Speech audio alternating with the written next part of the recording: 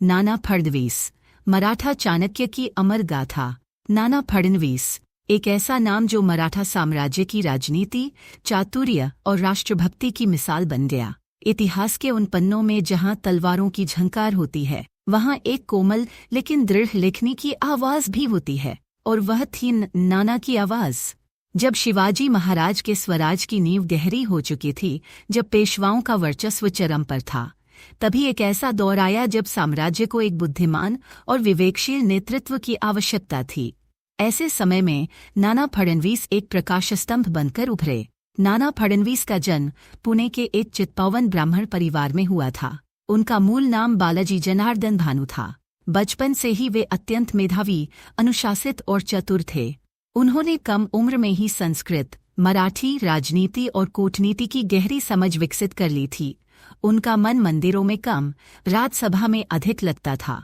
वे घंटों बैठकर अपने गुरुजनों से युद्ध नीति, राज्य व्यवस्था और प्रशासन की बारीकियां समझते थे।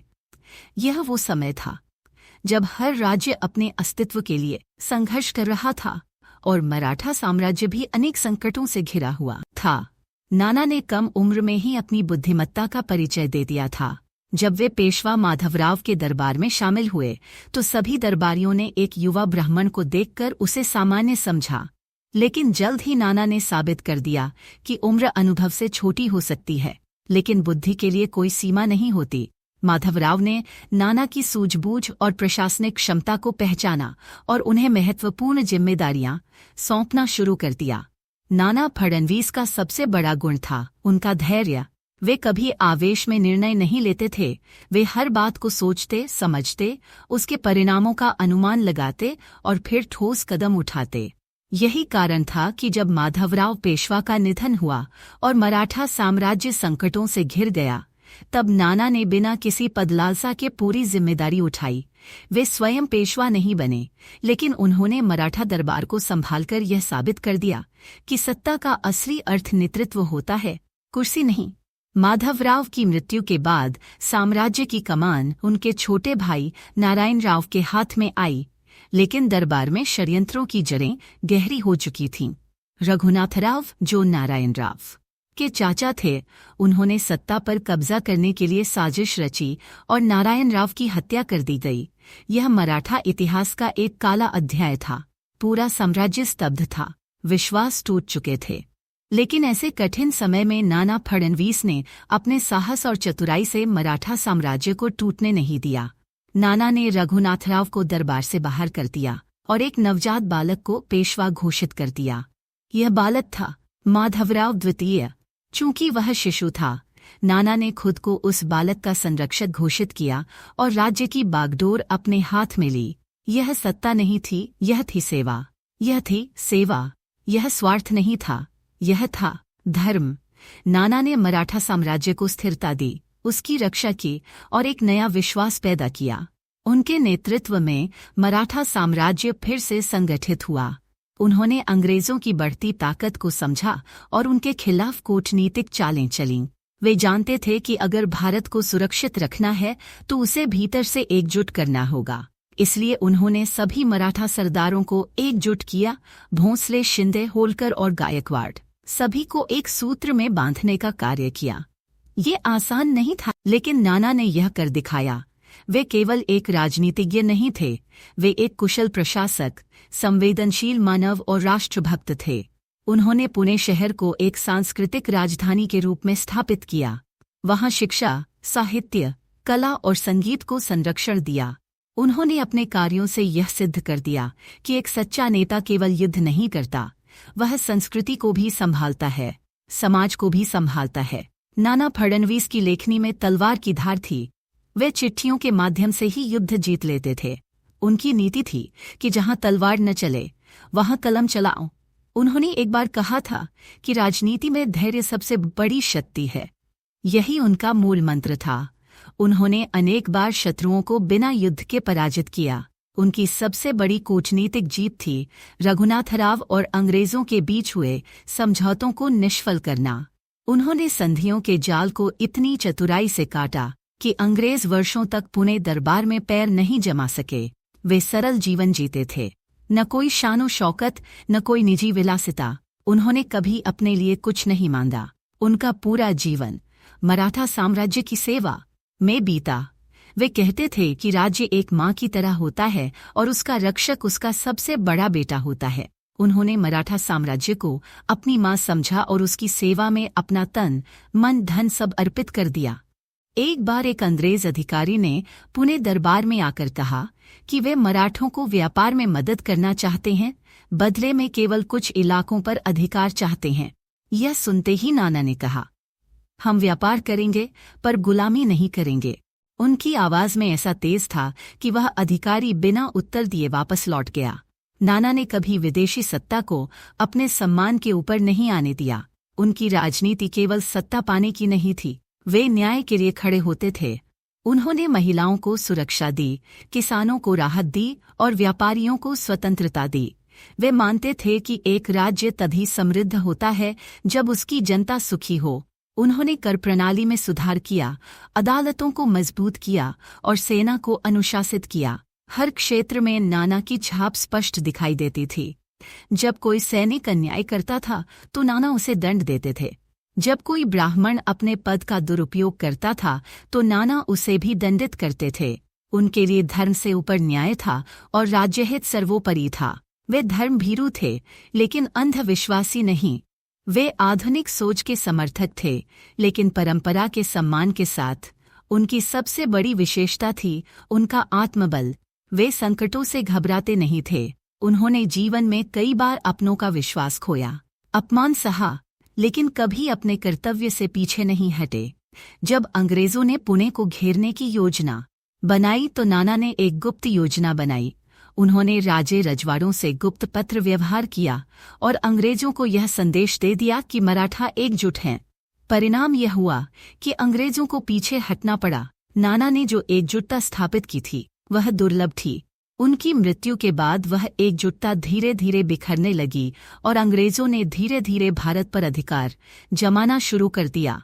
नाना के जाने के बाद मराठा दरबार वैसा प्रभावशाली नहीं रहा, लेकिन इतिहास यह कभी नहीं भूलेगा कि जब सब कुछ टूटने की कगार पर था तब एक ब्राह्मण युवक ने मराठा साम्राज्य की पताका को गर्व से लहराया। आज जब हम नेतृत्व की बात करते हैं तो नाना फडणवीस का उदाहरण सर्वोत्तम बनता है। उन्होंने हमें सिखाया कि नेतृत्व केवल बोलने से नहीं होता, करने। उन्होंने यह भी सिखाया कि एक सच्चा नेता कभी अपने लिए नहीं जीता, वह केवल अपने राष्ट्र के लिए जीता है। नाना ने सत्ता को सेवा बना दिया और राजनीति को राष्ट्रभक्ति। उनका जीवन एक प्रेरणा है हर उस युवा के लिए जो सोचता है कि अकेले वह क्या कर सकता है। नाना ने अकेले मराठा साम्राज्य को बचाया। उन्होंने सिद्ध किया कि एक कलम भी तलवार से अधिक शक्तिशाली हो सकती है। उनका जीवन हमें सिखाता है कि परिस्थितियां चाहे जितनी भी कठिन क्यों न हो, अगर मन में संकल्प हो, बुद्धि में चातुर्य हो और हृदय में देशभक्ति हो तो असंभव कुछ भी नहीं। सूरज की किरणें जब पहाड़ों को चीरकर धरती पर गिरती हैं तब एक नई सुबह का आगमन होता है, एक नई चेतना जन्म लेती है। और जब इतिहास किसी व्यक्ति के नाम पर चमक उठता है तब वह इंसान केवल इंसान नहीं रह जाता, वह एक विचार बन जाता है, एक युग बन जाता है। ऐसे ही एक युग का नाम था नाना फडणवीस। मराठा साम्राज्य के इस अद्वितीय रत्न ने अपने विवेक, नीतियों और अपराजय रणनीतियों से इतिहास को एक नई दिशा दी। नाना का जन्म एक ब्राह्मण परिवार में हुआ था, लेकिन उनके विचार साधारण नहीं थे। वे बालक ही थे जब उनकी बुद्धिमत्ता और स्पष्ट दृष्टि ने लोगों को चकित करना शुरू कर दिया था। उन्होंने संस्कृत और राजनीति की शिक्षा बचपन में ही ग्रहण कर ली थी। वे पंक्तियां याद करते थे, लेकिन केवल पढ़ने के लिए नहीं, बल्कि जीवन में उतारने के लिए। उनमें जो स्पष्टता थी वह बाल्यकाल से ही दिखाई देने लगी थी। उनका वास्तविक नाम बालाजी जनार्दन भानु था, लेकिन इतिहास उन्हें नाना फडणवीस के नाम से जानता है। यह नाम केवल एक पद का नहीं था, यह एक युग की पहचान बन गया था। जब पेशवाओं की सत्ता चरम पर थी तब कई षड्यंत्र और आंतरिक कलहों से साम्राज्य जूझ रहा था। बाहरी आक्रमणकारियों की नजरें मराठा साम्राज्य की समृद्धि पर टिकी थीं, लेकिन कोई ऐसा नहीं था जो शासन की डोर को मजबूती से थाम सके। तभी उभरे नाना फडणवीस, एक ऐसा नाम जिसने मराठा साम्राज्य को केवल बचाया ही नहीं बल्कि उसे एक सुव्यवस्थित और सशक्त प्रशासनिक रूप में पुनः स्थापित किया। वे किसी राजा की तरह न थे, उनके हाथ में तलवार नहीं थी, लेकिन उनका कलम और शब्द तलवार से अधिक प्रभावशाली था। नाना फडणवीस की सबसे बड़ी शक्ति थी उनकी दूरदृष्टि। वे वर्तमान को देखकर भविष्य की रणनीतियां बनाते थे। उन्होंने समय समय पर राजनीति के ऐसे निर्णय लिए जो तत्काल तो कठोर प्रतीत हुए, लेकिन दीर्घकाल में साम्राज्य के लिए वरदान साबित हुए। उन्होंने यूरोपीय शक्तियों की चालों को समझा और उन्हें अपने ही जाल में उलझाकर मराठा हित में परिवर्तित कर दिया। जब अंग्रेज धीरे धीरे भारत की राजनीति में पैर जमाने लगे थे, तब नाना फडणवीस ने उनकी चालों को सबसे पहले पहचाना। वे समझते थे कि अंग्रेज केवल व्यापार करने नहीं आए हैं, वे भारत की राजनीति को धीरे धीरे अपने नियंत्रण में लेना चाहते हैं। उन्होंने बार बार पेशवाओं को चेताया। उन्होंने दूतावासों और विदेशी संबंधों को एक नई रणनीति के साथ प्रबंधित किया। नाना का चरित्र इस बात का प्रमाण है कि सच्चे नेतृत्व के लिए केवल शक्ति नहीं, बल्कि विवेक और धैर्य की आवश्यकता होती है। उन्होंने कभी भी सत्ता का दुरुपयोग नहीं किया, न ही स्वयं राजा बनने की महत्वाकांक्षा पाली। वे हमेशा छत्रपति और पेशवा के अधीन रहकर अपने कर्तव्य का पालन करते रहे। नाना की राजनीति सेवा थी, उनकी नीतियां जनहित में थीं और उनका लक्ष्य केवल मराठा गौरव को बचाना था। जब मराठा साम्राज्य पानीपत की तीसरी लड़ाई के बाद टूटने के कगार पर था, तब अधिकांश लोग निराश हो चुके थे, लेकिन नाना फडणवीस ने हार को स्वीकार नहीं किया। उन्होंने बिखरे हुए साम्राज्य को फिर से एक सूत्र में बांधने का बीड़ा उठाया। उन्होंने पेशवा माधवराव के साथ मिलकर एक नए मराठा युग की नींव रखी। उन्होंने ऐसे प्रशासनिक सुधार किए जिनके कारण राज्य में स्थायित्व आया। उनकी न्याय प्रणाली दृढ़ थी, वे किसी के साथ पक्षपात नहीं करते थे। उनका विश्वास था कि न्याय वही है जो सबसे निर्बल की भी सुनवाई कर सके। उन्होंने सेना की व्यवस्था को पुनः संगठित किया, कर प्रणाली को सरल बनाया, किसानों और व्यापारियों को प्रोत्साहित किया और शिक्षा को भी स्थान दिया। नाना की सबसे बड़ी विशेषता थी उनकी रणनीतिक नीति। वे शत्रु से लड़ाई मैदान में कम, बुद्धि के बल पर अधिक करते थे। उन्होंने अंग्रेजों से मित्रता का मुखौटा पहनकर उनके खिलाफ कूटनीतिक मोर्चा खोला। उनकी योजनाएं इतनी गूढ़ होती थीं कि विरोधी समझते समझते ही पराजित हो जाते थे। एक समय ऐसा भी आया जब अंग्रेजों ने नाना को समाप्त करने के लिए योजनाएं बनाईं, उन्हें बदनाम करने का प्रयास किया गया, लेकिन नाना अपने आचरण में इतने दृढ़ और शुद्ध थे कि कोई भी आरोप सिद्ध न हो सका। उन्होंने कभी भी निजी जीवन को सार्वजनिक दायित्वों के आड़े नहीं आने दिया। उनका जीवन तपस्या की तरह था और राज्य सेवा उनका धर्म। नाना फडणवीस का जीवन इस बात का उदाहरण है कि अगर नीति और निष्ठा साथ हों तो बिना तलवार उठाए भी साम्राज्य की रक्षा की जा सकती है। वे वास्तव में मराठा चाणक्य थे, जिन्होंने संकट के समय में राज्य को नीति और कौशल से संभाला। नाना की जीवन गाथा हमें यह सिखाती है कि महानता केवल युद्ध जीतने से नहीं मिलती। महानता मिलती है जब आप बिना शोर के, बिना आक्रोश के एक पूरे युग को दिशा दे सकें। नाना ने सत्ता के मोह से ऊपर उठकर देश और धर्म को सर्वोपरि माना। उनका जीवन प्रेरणा है उन सबके लिए जो आज भी मानते हैं कि नैतिकता और विवेक से ही सच्चा नेतृत्व संभव है। उनका नाम आज भी इतिहास की उन दीवारों पर अंकित है जहां केवल तलवारें नहीं, विचारों की गूंज होती है। वे हर उस युवा के आदर्श हैं जो राजनीति को सेवा मानते हैं, जो राष्ट्रहित को अपने स्वार्थ से ऊपर रखते हैं। नाना फडणवीस, राजनीति का सम्राट, मराठा गौरव की छाया। इतिहास के पन्नों में कुछ नाम सिर्फ घटनाओं के साथ नहीं जुड़ते, बल्कि वे खुद जन्म देते हैं। वे समय के साथ नहीं चलते, समय को अपने अनुसार मोड़ते हैं। ऐसे ही एक नाम थे, नाना फडणवीस। जब भारत की धरती पर अंधकार छा रहा था, जब मराठा साम्राज्य टूटने के कगार पर था, तब एक तेजस्वी बुद्धि, एक साहसी हृदय और एक राष्ट्रनिष्ठ आत्मा ने इस धरोहर को फिर से खड़ा करने की जिम्मेदारी उठाई। नाना फडणवीस न तो तलवार चलाते थे, न ही युद्ध के मैदान में घोड़े पर चढ़कर दुश्मन को ललकारते थे, लेकिन उनकी कलम तलवार से भी तेज थी, उनकी रणनीति युद्ध की योजना से भी गहरी थी और उनका संकल्प पर्वत से भी अडिग। नाना फडणवीस का जन्म 12 फरवरी 1742 को सतारा के पास हुआ था। उनका असली नाम बालाजी जनार्दन भानु था, लेकिन आगे चलकर वे नाना फडणवीस के नाम से प्रसिद्ध हुए। वे एक साधारण चित्तपावन ब्राह्मण परिवार में जन्मे थे, लेकिन उनका भाग्य असाधारण था। बालपन से ही वे अध्ययनशील, शांत और समझदार थे। उन्होंने संस्कृत, मराठी, फारसी और राजनीति का गहन अध्ययन किया। बचपन में जब उनके पिता का निधन हुआ, तब उन्हें पुणे के पेशवा परिवार की देखरेख में भेजा गया। वहीं से उनके जीवन की असली यात्रा शुरू हुई। पेशवा बाजीराव प्रथम के पुत्र नाना साहब ने नाना फडणवीस को अपनी सभा में स्थान दिया। वे जल्द ही अपने कौशल और ईमानदारी से सबकी नज़रों में आ गए। पेशवा माधवराव प्रथम के शासनकाल में नाना फडणवीस का कद लगातार बढ़ता गया। जब पूरा मराठा साम्राज्य अराजकता से जूझ रहा था, तब नाना फडणवीस ने शासन व्यवस्था को स्थिर किया। वे वित्त मंत्री बने, लेकिन उनका काम केवल खजाना संभालना नहीं था, वे पूरे मराठा साम्राज्य की रीढ़ बन गए थे। नाना फडणवीस की सबसे बड़ी विशेषता थी उनका संतुलन। वे जितने कुशल प्रशासक थे, उतने ही चतुर कूटनीतिज्ञ भी थे। उन्होंने भारत में ब्रिटिश ईस्ट इंडिया कंपनी के बढ़ते प्रभाव को भांप लिया था, और उन्होंने अपने शासन में कई बार अंग्रेजों को रणनीति से मात दी। उन्होंने मराठा साम्राज्य को टूटने से रोका और देश के अनेक हिस्सों में मराठा प्रभाव बनाए रखा। जब रघुनाथराव ने ब्रिटिशों की मदद से पेशवा पद हथियाने की कोशिश की, तब नाना फडणवीस ने ही उसका विरोध किया और न्यायप्रियता को मराठा गौरव के साथ जोड़ा। नाना फडणवीस का एक ही सपना था, मराठा साम्राज्य को अखंड और स्वाभिमानी बनाना। वे जानते थे कि अंग्रेजों से सीधे युद्ध में जीतना कठिन है, इसलिए उन्होंने सामरिक गठबंधन, कूटनीतिक समझौते और सूझबूझ से एक ऐसी रणनीति बनाई जिसने कई वर्षों तक मराठा साम्राज्य को जीवित रखा। उन्होंने नैना की वॉर काउंसिल बनाई, जिसे 12 भाई काउंसिल कहा गया। इस काउंसिल में 12 प्रभावशाली मराठा सरदारों को शामिल किया गया और देश की रक्षा, आंतरिक सुरक्षा, वित्त और विदेश नीति का संचालन नाना फडणवीस की निगरानी में हुआ। वे केवल एक प्रशासक नहीं थे, वे संस्कृति और परंपरा के रक्षक भी थे।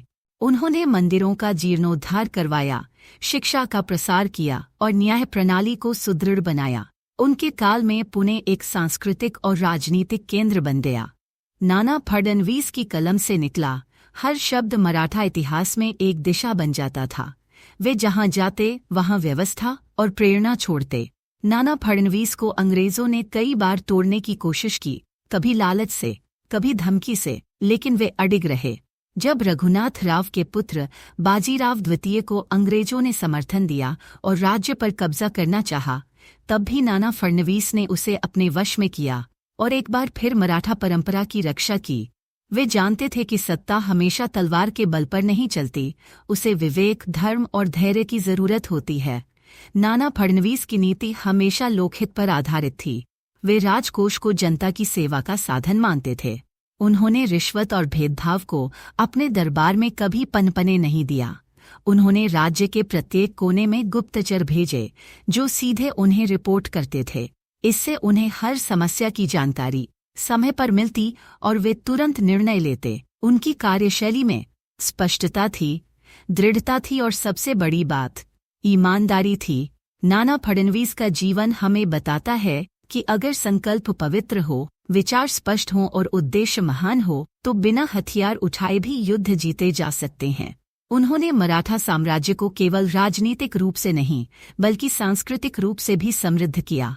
उनका किला, उनका कार्यालय और उनके द्वारा स्थापित संस्थाएं आज भी पुणे में देखी जा सकती हैं। उन्होंने अपना पूरा जीवन राष्ट्र सेवा में लगा दिया। न कभी भोग की चाह रखी, न नाम की। वे सत्ता में थे, लेकिन सत्ता उनके भीतर नहीं थी। वे नेतृत्व में थे, लेकिन अभिमान उनके पास नहीं फटका। उन्होंने मराठों को यह सिखाया कि बुद्धि, विवेक और नैतिकता भी उतनी ही ताकतवर होती है जितनी तलवार और बंदूक। 1811 में उनका देहांत हुआ, लेकिन उनके विचार आज भी जीवित हैं। मराठा साम्राज्य के पतन के बाद भी नाना फडणवीस की छाया इतिहास पर अमिट रही। उन्होंने उस समय एक नींव रखी जिस पर आगे आने वाली पीढ़ियों ने राष्ट्र निर्माण की कल्पना की। आज जब हम आधुनिक भारत की ओर देखते हैं, तो कहीं न कहीं नाना फडणवीस जैसे दूरदर्शी नेताओं की प्रेरणा उसमें स्पष्ट दिखाई देती है। नाना फडणवीस केवल एक व्यक्ति नहीं थे, वे एक विचारधारा थे, एक ऐसा विचार जो हमें सिखाता है कि नेतृत्व का अर्थ अधिकार नहीं, उत्तरदायित्व होता है, कि राष्ट्र प्रेम केवल युद्ध भूमि पर नहीं, विचार भूमि पर भी निभाया जा सकता है, कि अगर कोई व्यक्ति अपने मन, वाणी और कर्म को समर्पित कर दे राष्ट्र के लिए, तो वह अमर हो जाता है। उनकी रणनीति, उनका धैर्य और उनका त्याग आज भी हर युवा के लिए प्रेरणा है। उन्होंने यह सिद्ध किया कि सत्ता का मूल्य केवल तभी है जब वह जनहित के लिए हो, और जब व्यक्ति अपने स्वार्थ से ऊपर उठकर समाज का हित सोचने लगे, तब वह नायक नहीं, पथ प्रदर्शक बन जाता है। नाना फडणवीस का जीवन एक संदेश है कि संकट चाहे जितना भी बड़ा हो, अगर नेतृत्व सच्चा हो तो साम्राज्य डगमगाते नहीं, मजबूत होते हैं। उन्होंने सिखाया कि धर्म केवल पूजा नहीं, कर्तव्य भी है। उन्होंने प्रशासन को केवल आदेश का नहीं, संवाद का माध्यम बनाया। उनकी आंखों में केवल एक सपना था, अखंड भारत का सपना। उन्होंने इसे अपने समय की सीमाओं में रहते हुए जितना हो सका साकार किया।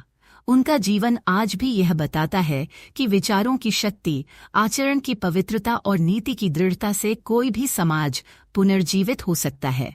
और जब कोई युवा आज अपने देश के लिए कुछ करना चाहता है, तो उसे नाना फडणवीस की कहानी जरूर पढ़नी चाहिए, क्योंकि यह कहानी केवल अतीत नहीं है, यह भविष्य का प्रकाश है। एक ऐसा प्रकाश जो बताता है कि नेतृत्व कैसा हो, नीति कैसी हो और सेवा कैसी हो। नाना फडणवीस सचमुच राजनीति के सम्राट थे, जिनकी छाया आज भी मराठा गौरव की आत्मा में जीवित है। नाना फडणवीस शब्दों से शासन करने वाला योद्धा। भारत के इतिहास में कई योद्धा ऐसे हुए जिन्होंने तलवार से लड़ाई लड़ी, लेकिन कुछ ऐसे भी रहे जिन्होंने केवल अपने शब्दों, बुद्धिमत्ता और राजनीति से पूरे साम्राज्य की दिशा बदल दी। उन्हीं में से एक नाम है नाना फडणवीस का।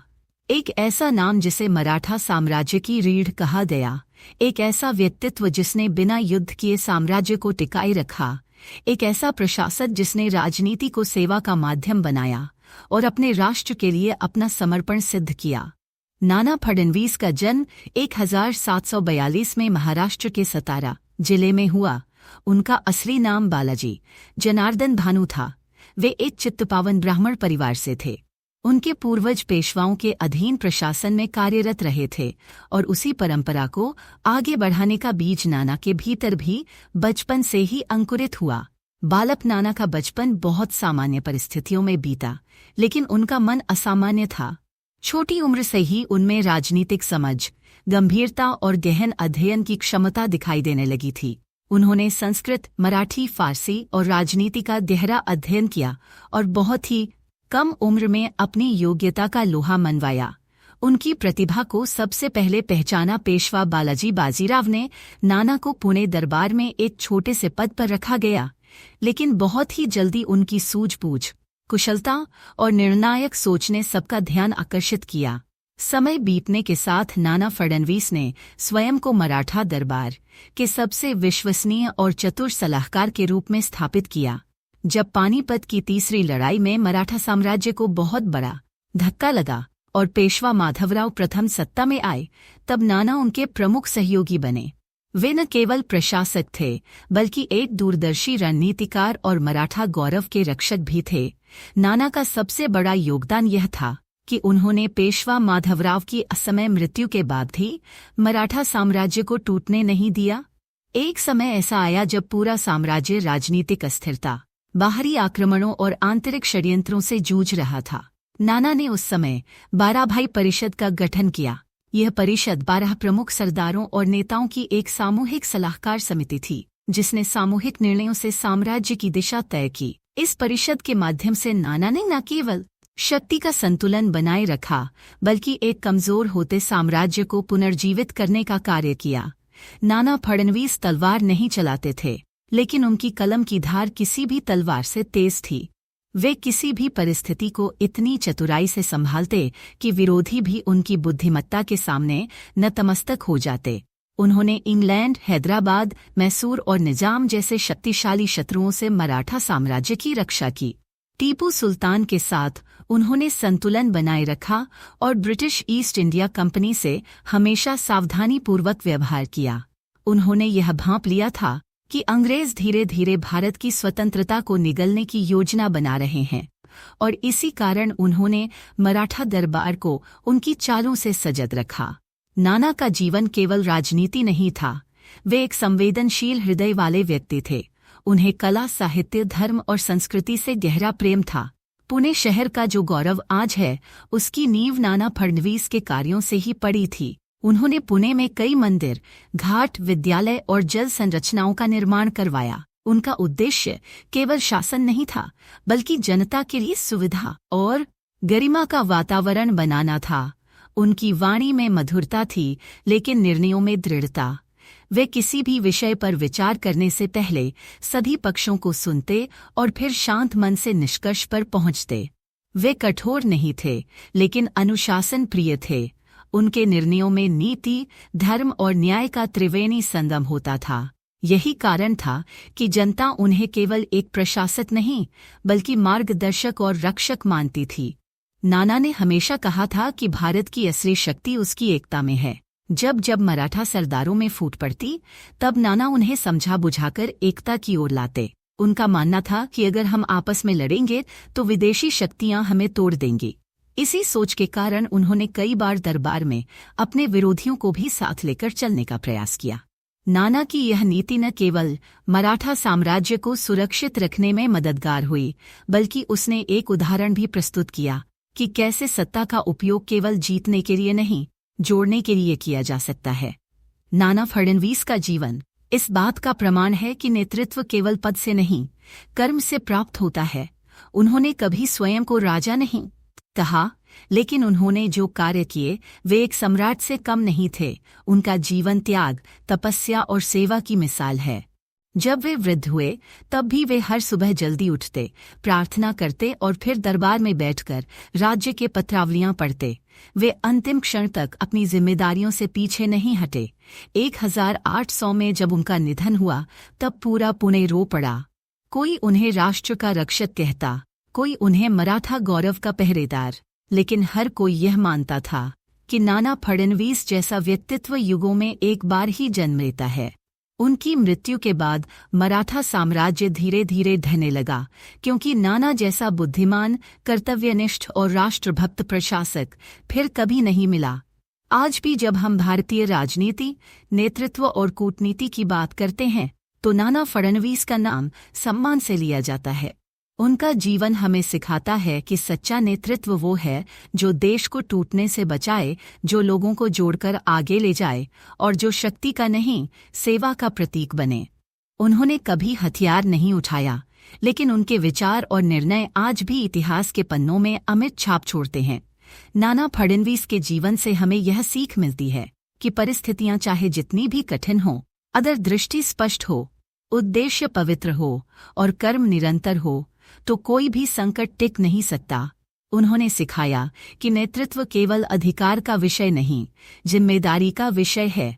उन्होंने दिखाया कि सच्चा राष्ट्रभक्त वही है जो अपने स्वार्थ को पीछे रखकर जनहित को प्राथमिकता दे। उनकी कहानी हर युवा को प्रेरणा देती है कि अगर एक सामान्य परिवार में जन्मा बालक अपने ज्ञान, संयम और दूरदृष्टि से इतिहास बदल सकता है, तो हम क्यों नहीं।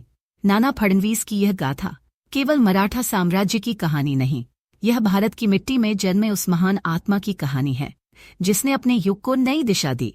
नाना फडणवीस का जन्म एक ऐसे समय में हुआ जब भारत में सत्ता की लड़ाइयां अपने चरम पर थीं और मराठा साम्राज्य अपने गौरव को बचाने के लिए संघर्ष कर रहा था।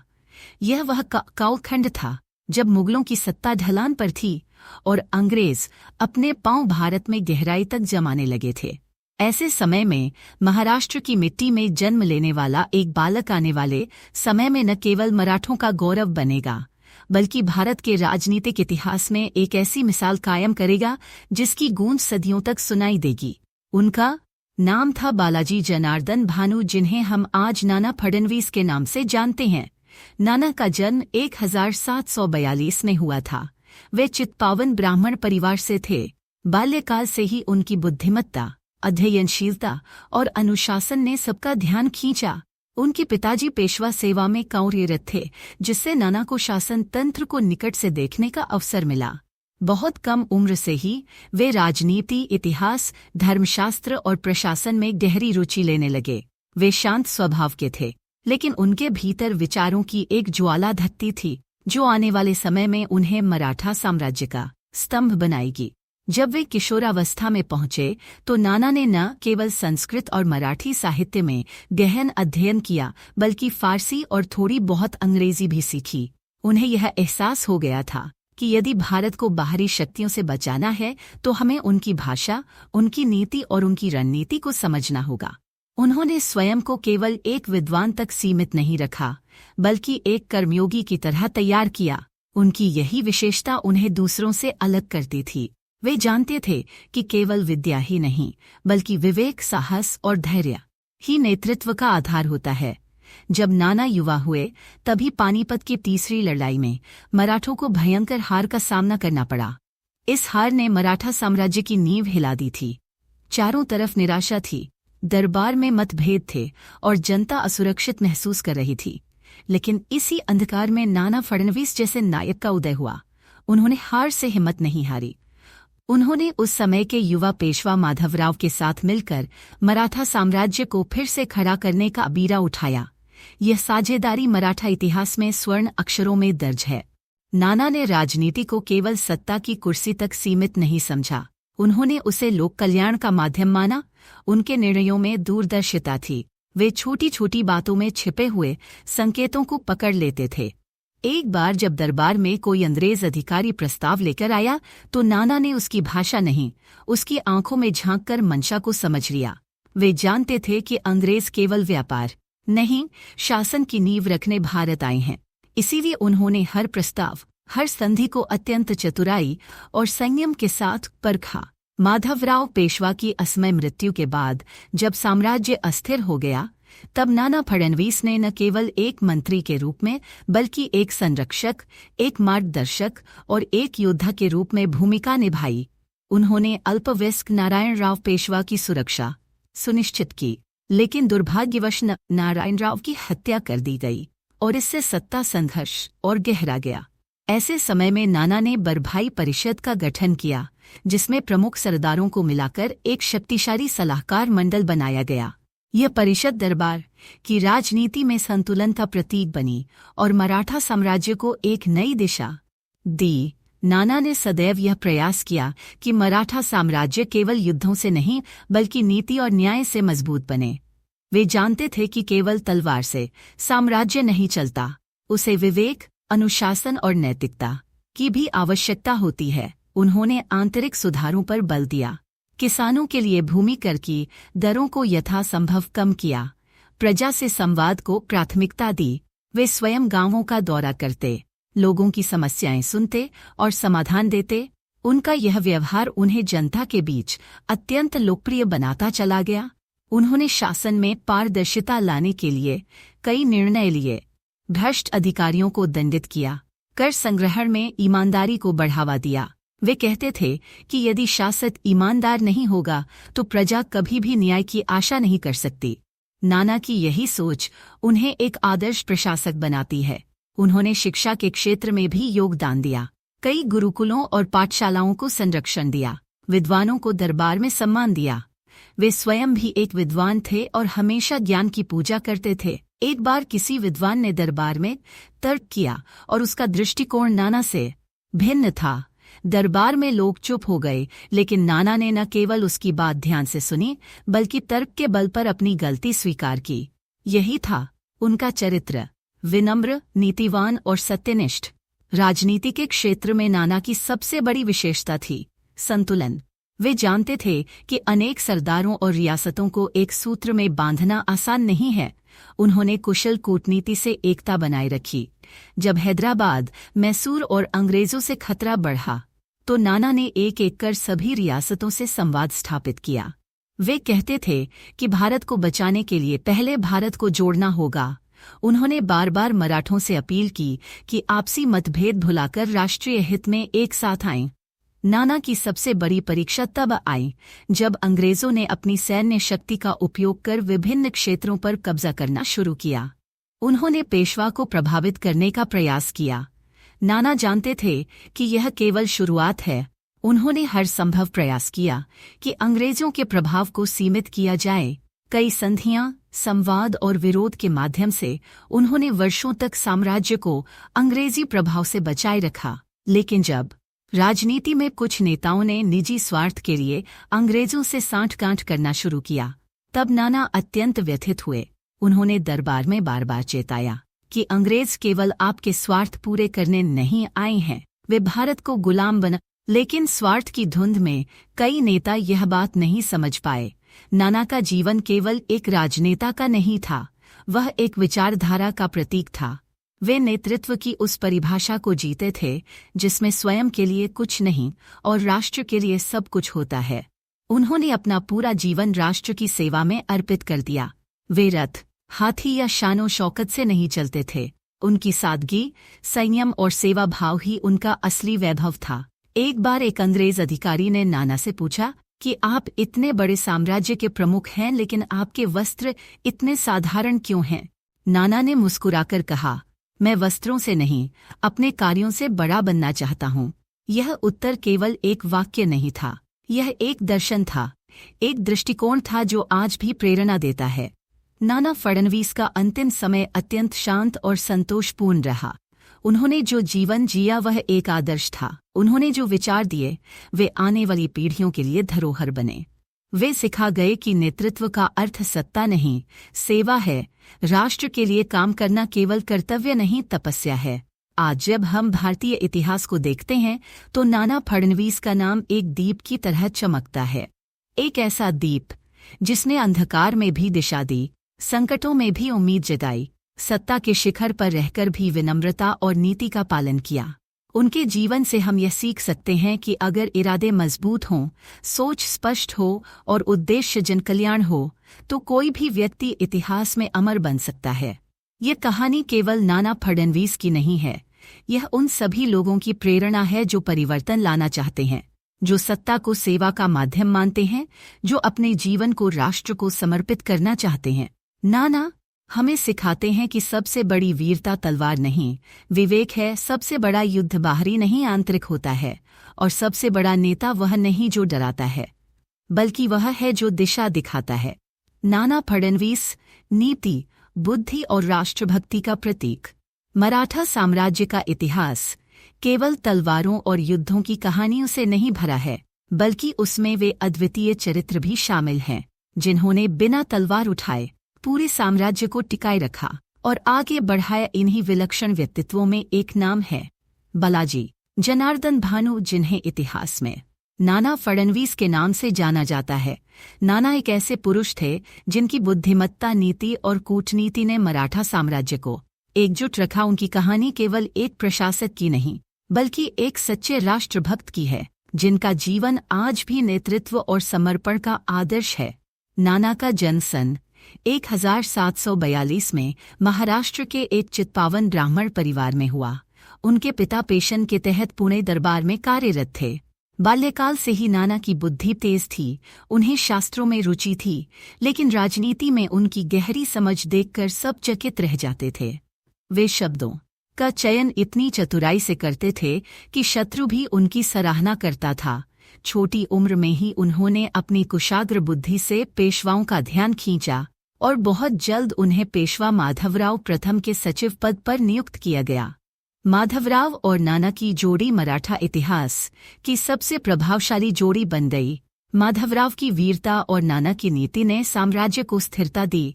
जब पानीपत की तीसरी लड़ाई के बाद मराठा साम्राज्य अस्तित्व की लड़ाई लड़ रहा था, उस समय माधवराव और नाना ने मिलकर देश को नई दिशा दी। वे जानते थे कि केवल तलवार से नहीं, बल्कि दिमाग से भी साम्राज्य चलाया जाता है। नाना का प्रशासनिक कौशल इतना गहरा था कि उन्होंने पेशवाओं की सत्ता को भीतर से सशक्त किया। माधवराव की मृत्यु के बाद जब राज्य पर संकट के बादल छा गए और आंतरिक कलह बढ़ने लगी, तो नाना ने कमान संभाली और धीरे धीरे साम्राज्य को फिर से संगठित किया। उन्होंने रघुनाथ राव जैसे महत्वाकांक्षी लोगों के षड्यंत्रों को चतुराई से निष्फल किया और शालीनता से सत्ता की रक्षा की। नाना ने पेशवा नारायण राव की हत्या के बाद पैदा हुए संकट में एक अभिभावक की भूमिका निभाई और बाल पेशवा माधवराव द्वितीय को संरक्षण प्रदान किया। राजनीति उनके लिए केवल सत्ता का साधन नहीं थी, वह एक माध्यम था प्रजा की सेवा का और राष्ट्र की रक्षा का। नाना की सबसे बड़ी विशेषता थी कि उन्होंने कभी भी व्यक्तिगत स्वार्थ को राष्ट्रहित से ऊपर नहीं रखा। उनके जीवन में कई ऐसे मौके आए जब वे चाहते तो स्वयं पेशवा बन सकते थे, लेकिन उन्होंने हमेशा मराठा परंपरा और पेशवा पद की गरिमा को बनाए रखा। उनकी विदेश नीति और कूटनीतिक समझ इतनी प्रभावशाली थी कि अंग्रेज भी उन्हें भारतीय मैकियावेली कहकर संबोधित करते थे। लेकिन नाना केवल चालाक नहीं थे, वे दूरदर्शी थे। उन्होंने भविष्य के खतरों को पहचाना और उसके अनुसार नीति बनाई। उनके काल में मराठा दरबार यूरोपीय शक्तियों से संवाद में रहा, लेकिन नाना ने कभी उन्हें सिर पर नहीं चढ़ने दिया। उन्होंने ब्रिटिश, हैदराबाद और मैसूर के साथ संबंधों में संतुलन बनाए रखा ताकि मराठा सत्ता सुरक्षित रह सके। एक समय था जब मराठा साम्राज्य चारों दिशाओं में फैल चुका था, लेकिन आंतरिक संघर्षों और बाहरी षड्यंत्रों ने उसे जर्जर कर दिया था। ऐसे में नाना ने एक प्रशासक की नहीं बल्कि एक चिकित्सक की तरह उस व्यवस्था का इलाज किया। उन्होंने पुणे दरबार को फिर से गरिमा देकर व्यवस्था को सुव्यवस्थित किया और न्याय प्रणाली को सुदृढ़ बनाया। नाना को कला, संस्कृति और धर्म में भी गहरी रुचि थी। उन्होंने कई मंदिरों का जीर्णोद्धार करवाया, साहित्यकारों को संरक्षण दिया और पुणे को फिर से सांस्कृतिक राजधानी के रूप में स्थापित किया। उनके कार्यकाल में न्याय, अनुशासन और परंपरा का सुंदर संगम देखने को मिला। वे स्वयं अत्यंत सादगीपूर्ण जीवन जीते थे, लेकिन शासन में कभी भी उदासीनता नहीं दिखाई। उनका विश्वास था कि एक राजा या प्रशासक को हर समय प्रजा के कल्याण के लिए तत्पर रहना चाहिए। वे कहते थे कि जिस दिन राज्य के किसी कोने में कोई भूखा सोता है, वह दिन शासक के लिए शर्म का दिन होता है।